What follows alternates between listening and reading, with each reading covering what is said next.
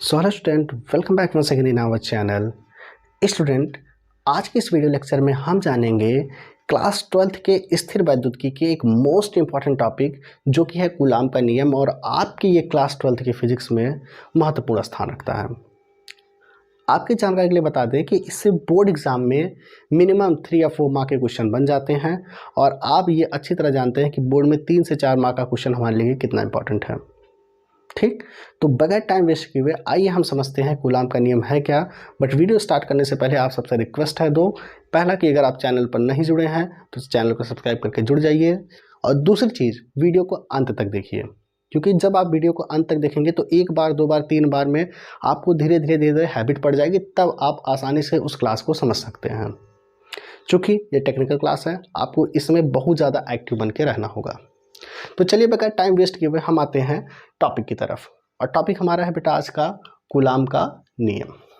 देखिए, हमने एक चीज़ पढ़ रखा है बहुत पहले ही कि अगर समान प्रकार के आवेश हैं और एक विपरीत प्रकार के आवेश हैं, तो जो समान प्रकार के आवेश हैं ये एक दूसरे को क्या करते हैं, प्रतिकर्षित करते हैं जब इनको पास लाया जाता है।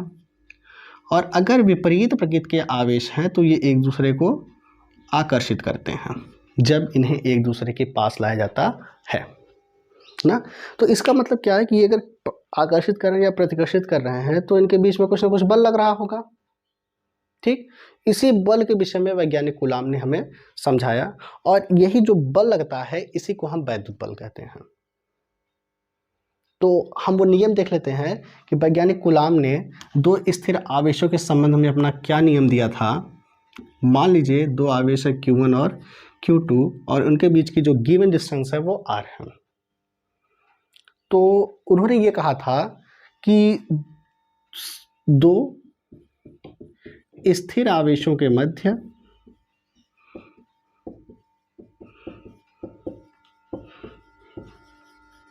लगने वाला आकर्षण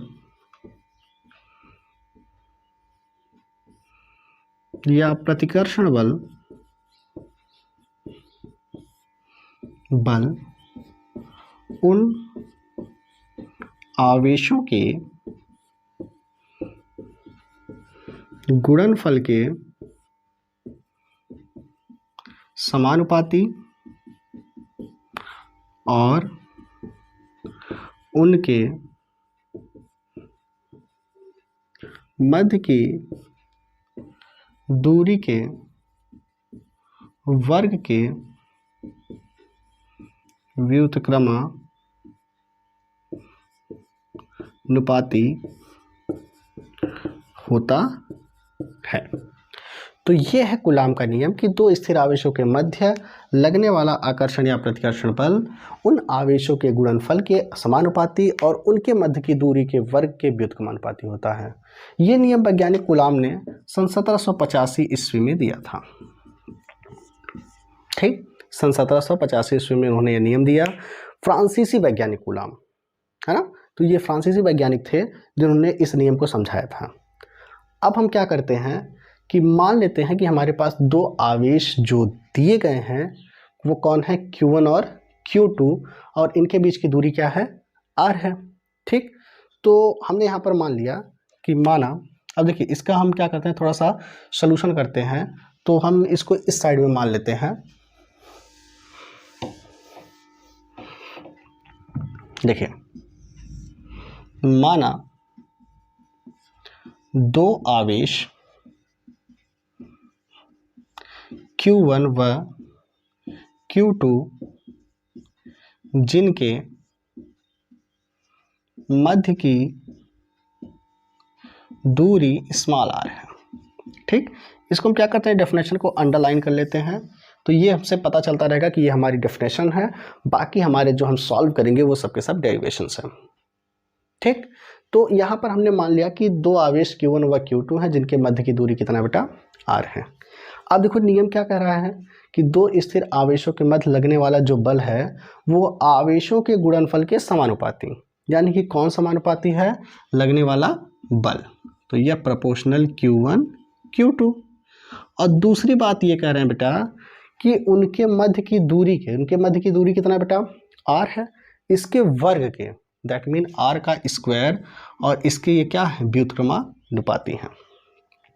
अब देखिए कॉम्बिनेशन कर दीजिए, तो ये प्रोपोर्शनल Q1 Q2 अपान किसका स्क्वायर बेटा, r का। अब हम एक चीज़ पढ़ रखे हैं कि अगर प्रोपोर्शनल हटेगा तो ये कांस्टेंट आएगा, यहाँ पर कितना आ गया बेटा, k आ गया, तो Q1 Q2 अपान r स्क्वायर, ये हमारा इनके बीच का बल है। और जब हम आगे चलेंगे बेटा, तो आगे हमें ये पता चला कि जो k का मान निकाला गया बेटा, वो बराबर था 1/4 पाई एप्सिलॉन नॉट के। नाम क्या है, 4 पाई एप्सिलॉन नॉट के। तो हमारा जो फॉर्मूला तैयार हुआ बेटा, k बराबर F बराबर 1/4 pi epsilon not Q1 Q2 upon r का स्क्वायर। देखिए क्या किया, k के स्थान पे हमने k की वैल्यू को पुटअप कर दिया, और बल का मात्रक है तो ये क्या होगा, न्यूटन आएगा, है ना। अब इसमें ये जो नियतांक है क्या क्या, 1/4 पाई एप्सिलॉन नॉट, इसकी बीमा और इसके मात्रक बहुत ज़्यादा बार पूछे जाते हैं। तो पहले हम इसका मान निकाल लेते हैं, उसके बाद हम इसकी बीमाओं को निकालते हैं। देखिए 1/4 पाई एप्सिलॉन नॉट का जो मान होता है बेटा, वो 9 × 10⁹ न्यूटन मीटर का स्क्वायर प्रति कूलाम का स्क्वायर, न्यूटन मीटर का स्क्वायर प्रति कूलाम का स्क्वायर। जबकि अगर हम केवल इस एप्सिलॉन नॉट की बीमा को निकालें तो इसका मान हो, सॉरी इसके मान को निकालें तो 8.85 × 10⁻12 coulomb square upon newton metre का स्क्वायर। एप्सिलॉन नॉट है क्या, ये है बेटा निर्वात की वैद्युतशीलता,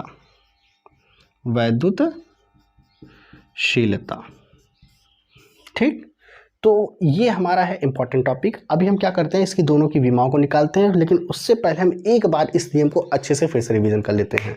देखिए फ्रांसीसी वैज्ञानिक ने सन 1785 में दो स्थिर आवेशों के बीच लगने वाले बल के विषय में अपना एक नियम दिया, और वो नियम क्या था कि दो स्थिर आवेशों के मध्य लगने वाला आकर्षण या प्रतिकर्षण बल उन आवेशों के गुणनफल के समानुपाती और उनके मध्य की दूरी के वर्ग के व्युत्क्रमानुपाती होता है। तो हमने क्या किया कि मान लिया कि दो आवेश Q1 व Q2 हैं जिनके मध्य की दूरी कितना है, r है, तो यह प्रोपोर्शनल Q1 इंटू क्या हो जाएगा, Q2। और दूसरी बात में अगर हम आए तो F प्रोपोर्शनल 1 अपान किसका हो जाएगा, स्क्वायर r का। तो F प्रोपोर्शनल हमें मिला बेटा Q1 Q2 अपान किसका स्क्वायर, r का स्क्वायर।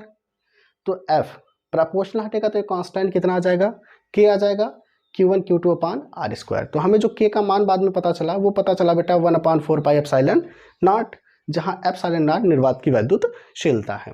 तो फार्मूला हमारा कुछ इस प्रकार से बन गया कि 1/4 pi epsilon not Q1 Q2 upon r का स्क्वायर।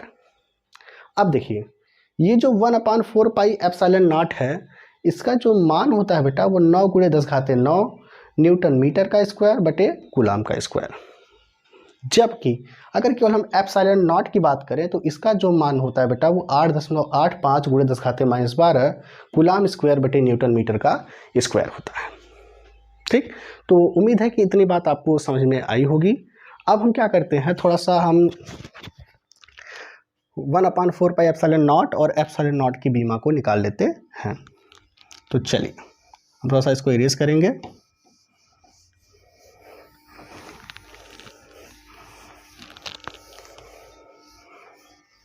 आप लोगों को बस मन से समझना है बेटा, ताकि हर चीज़ें आपको बेहतर तरीके से क्लियर हो जाए। देखिए सबसे पहले हम बात करते हैं 1/4 पाई एप्सिलॉन नॉट, जो हमें नियतांक मिला था, ठीक। तो इसका जो मान हमने पढ़ा 9 × 10⁹ न्यूटन मीटर का स्क्वायर बटे कूलाम का स्क्वायर। अब हम इसकी क्या करते हैं, निकाल लेते हैं विमा। विमा पढ़ाई गई है, आप 11th वाले वीडियो में देख लीजिएगा, 11th के प्लेलिस्ट में आपको मिल जाएगी, और इसके डिस्क्रिप्शन बॉक्स में भी हम लिंक को दे देंगे, वहाँ से आप लोग बीमा देख लीजिएगा। न्यूटन बल की बीमा है, सॉरी बल का मात्रक है, तो उसकी बीमा हमने पढ़ा है mL/-2। लंबाई की बीमा होती है L, क्योंकि मीटर है तो लंबाई ही की बात कर रहा है, और जो कूलाम है उसकी बीमा होती है 80, इसका स्क्वायर। अब देखिए, तो m L⁻², L स्क्वायर, और ये हो गया बेटा a² इंटू टी का स्क्वायर।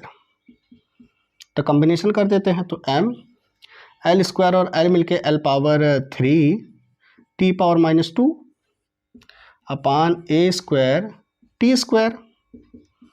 अब इसको हम ले जाते हैं ऊपर की तरफ, तो m L³ T, देखिए +2 ऊपर जाएगा तो -2 हो जाएगा, तो ये मिल जाएगा माइनस कितना बेटा 4, और a के पावर प्लस ऊपर जाएगा तो माइनस हो जाएगा 2।